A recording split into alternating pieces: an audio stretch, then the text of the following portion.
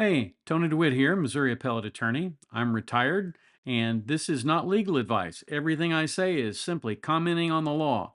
And this will be what we're commenting on today.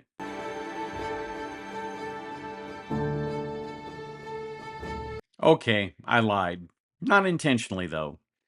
I had originally thought I wouldn't make a video on Christmas Eve, but I got a request last night to look at a video and offer an opinion. I have to say that normally when I get these requests, there's not really a whole lot there worthwhile to talk about that I haven't already covered on the channel, but sometimes there is, and today is a case like that. And since I'm going to be gone for 10 days, and I didn't want the person who called that video to my attention to think I was ignoring them, I went and looked. Now, this is the thumbnail for the video in question. I'm not going to show you the video because it's as interesting as watching paint dry. Well, actually, paint drying might actually be a little bit more interesting than this. None of the people involved in the manufactured controversy at issue here are clearly seen until about midway through the video. And until then, basically until then, all you see is the guy's chin or his coat or the ground, because he's very clearly not trying to show anybody that he's filming this. But only then do you get the idea, after he finally starts filming the individuals, that he's messing around with court security officers and U.S. Marshals in a federal district courthouse. Now, there is a difference between court security officers and U.S. Marshals.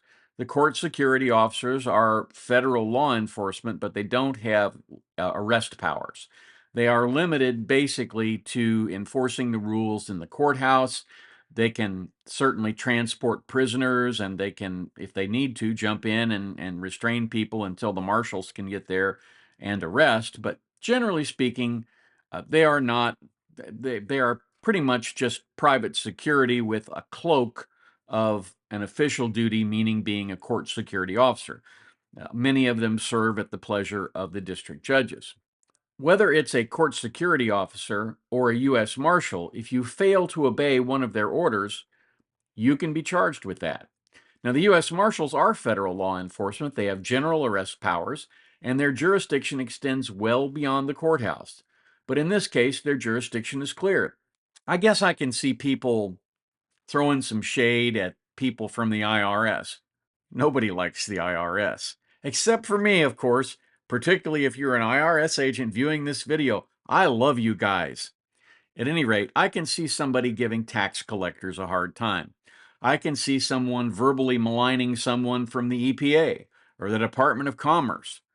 But of all the government agencies that you should absolutely, positively not mess around with, the U.S. Marshals are pretty close to the top of the list. Outlaw life's hard, ain't it? And of course, at the top of the list would be the FBI, because the CIA doesn't work domestically in the United States. No, really, I'm serious here. Our intrepid reporter here, and I use that term very loosely because I don't believe he is actually a reporter, claims that the issue is the Code of Federal Regulations, the CFR, which he references, which governs the use of cameras and filming equipment in federal buildings like the one occupied by the FBI. He claims that the court security officers and U.S. Marshals can't forbid him from filming on the grounds of the courthouse or inside the building as long as he's not in the courtroom. Well, at the heart of the issue here is Federal Rule of Criminal Procedure 53, adopted by the United States in 1946, which prohibits the filming of any part of a criminal trial in federal court. Here's that rule. Except as otherwise provided by a statute or these rules, the court must not permit the taking of photographs in the courtroom during judicial proceedings or a broadcasting of judicial proceedings from the courtroom. Now, the only exception to that rule is a test program where some proceedings are being streamed, but those are very few and far between. Like all federal rules guiding the United States district courts themselves have the ability to augment any federal rule of civil procedure or criminal procedure. Now, they can't change a deadline. They can't shorten a deadline that's provided in a federal rule, and they can't extend a deadline. But pretty much everything else, they have lots of room to play around with. For example, there are procedures for bringing something like a motion to compel, that vary from district court to district court based on the way the judges want those issues handled. That's the kind of thing that usually gets dictated into a local rule. Here, the District of Arizona has a civil procedure rule 43, and the local rule 43 very clearly prohibits filming inside the courthouse or on courthouse property. Let's take a look. Prohibited activities: all forms, means, and manner of capturing, recording, broadcasting, transmitting, and or storing of anything by use of electronic, photographic, audio, and or visual means or devices are prohibited in all courtrooms and the environs thereto during the course of or in connection with any judicial proceedings, whether the court is actually in session or not. Then it goes on to define what the environs are. Environs, as used in this local rule, means the Sandra Day O'Connor U.S. Courthouse in Phoenix, including the entire building, parking lot, and curtilage up to the edge of, but not including the sidewalk. The Evo A. DeConcini United States Courthouse in Tucson, the courthouse at issue here, including the entire building, parking lot, and curtilage up to the edge of, but not including, the publicly dedicated sidewalk. I can understand where someone from the media might be upset about the rule, but when this gentleman claims to be a news reporter, he's a YouTuber. And while social media is indeed media, it isn't news media, at least not in the way it's traditionally defined in the United States. Now, I know there have been some court decisions that have recognized that YouTube is news media. I think those are erroneous, and I don't think you'd be very smart in following them in any other district that has not adopted that particular holding. But assuming, just for the sake of argument here, that it is to be considered news media, then at the very least, our intrepid reporter here would have to follow the same guidelines that govern ABC, CBS, NBC, anybody else that's in news media, right? They'd have to follow the same guidelines that those sources do.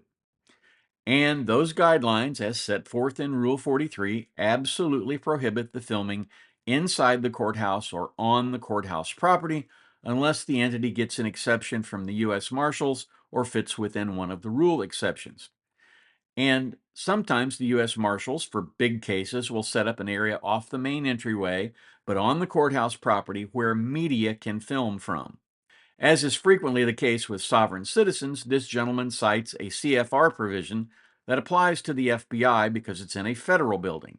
Now, it may not escape the knowledgeable people who view this channel that the FBI is not a district court.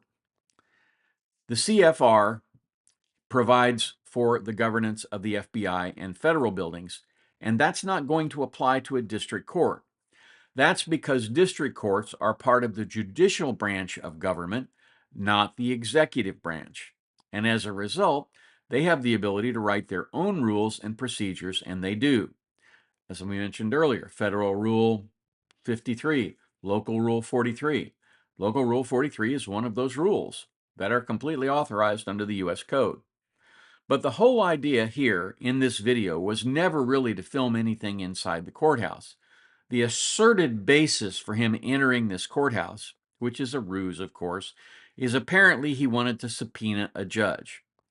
That's a fool's errand unless the judge is an absolutely necessary or indispensable witness in a criminal or civil proceeding.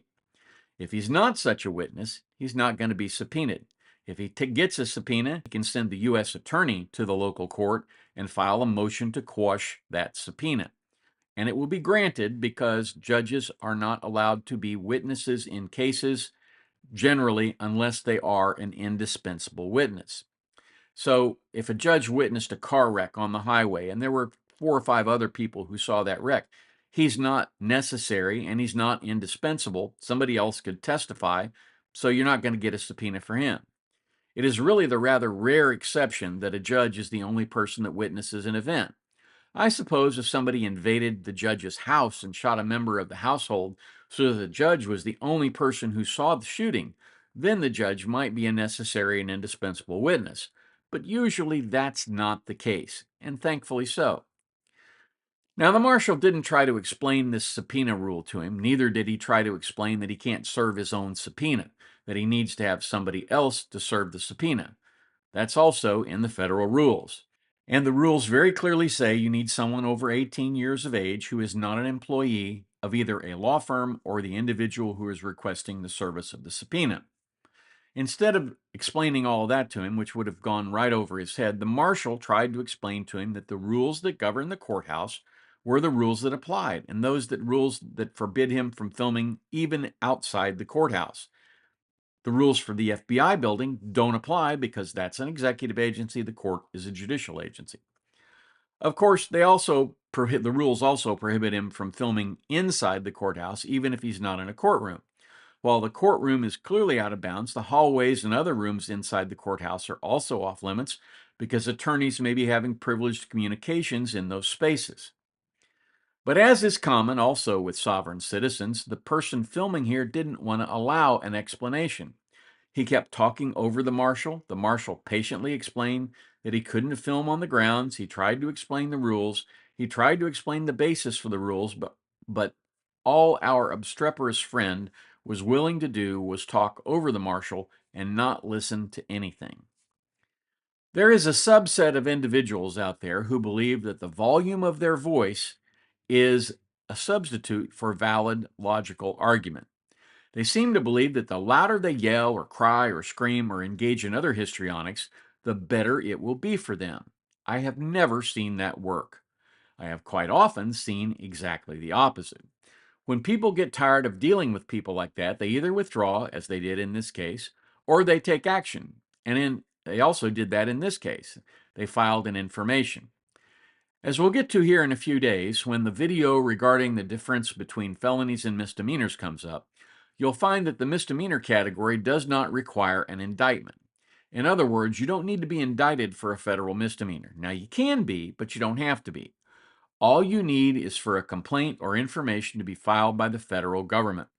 The federal government did just that. They charged this man with disobeying an order from a court security officer and a second count of disobeying an order from a U.S. Marshal. I would agree that not every order given by law enforcement personnel is necessarily a lawful order, but the place to contest the lawfulness of that order is in the courtroom, but only after complying with the order. Like most First Amendment auditor videos and many sovereign citizen videos, this video is all about conflict and drama. Now, there is a place for conflict and drama. It's called Netflix or Amazon Prime, but it isn't the area in front of a courthouse. The prohibitions against filming in federal courthouses and federal courtrooms are federal law. They're enforceable by the federal marshals. And if you get into it with the marshals, you're going to wind up in handcuffs.